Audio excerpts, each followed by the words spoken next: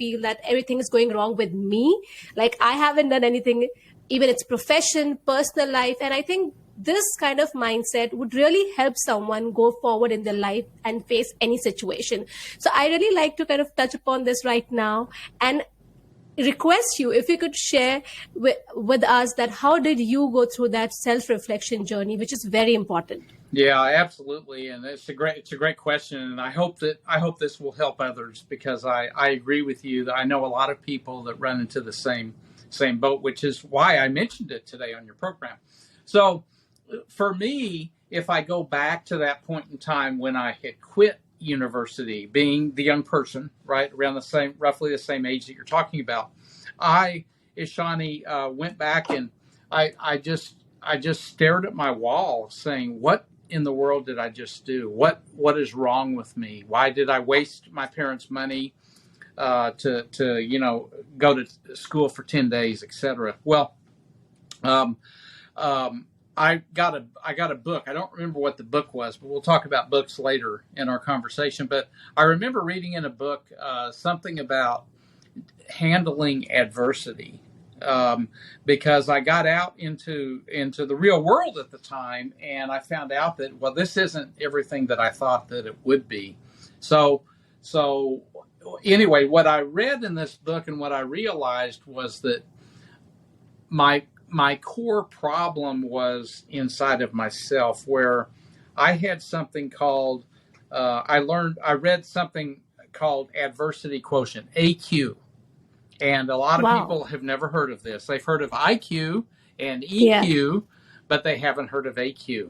So without getting into a lot of detail, adversity quotient, or AQ, that I had a very low AQ. And the scenario you posed with younger generations, even today, they have a low AQ too. So, hey, I know what it feels like, okay? And I'm telling you part of my story right now, that an AQ, the reason I had a low AQ, the reason a lot of people have a low AQ, is there's nothing wrong with you as a person, okay? But what happens is, in order to drive up your AQ and increase it, three things have to happen. Number one, you have to not blame other people for the circumstance, either in your own mind or most of this happens in your head, by the way. It doesn't really happen, publicly. So I had a low IQ because I was blaming everybody else, right? I was blaming the professors. I was blaming the dorm room, the food, everything. Everything was wrong except for me. Okay, that's number one. Number two, I was blaming myself. I wasn't, in this case, blaming myself, but a lot of people blame themselves and say, well, why is this happening to me? It shouldn't be this way, because I thought that it would turn out to be a much happier circumstance. So advice number two is don't blame yourself, okay? And number three, and very importantly, understand that whatever you're dealing with, Ishani, it's not permanent, okay? It is, and it's not of cosmic importance, meaning that, the world is not going to stop rotating because of whatever you're going through. It's going to be okay. And these three things, don't blame others, don't blame yourself, and understand that this is limited in scope and duration. Those three things, Ishani, once I learned that, I read that in the book way back. This was in 1980, in the 1980s, mid-1980s. Once I learned that, I was able to apply that, and I'm still applying it today.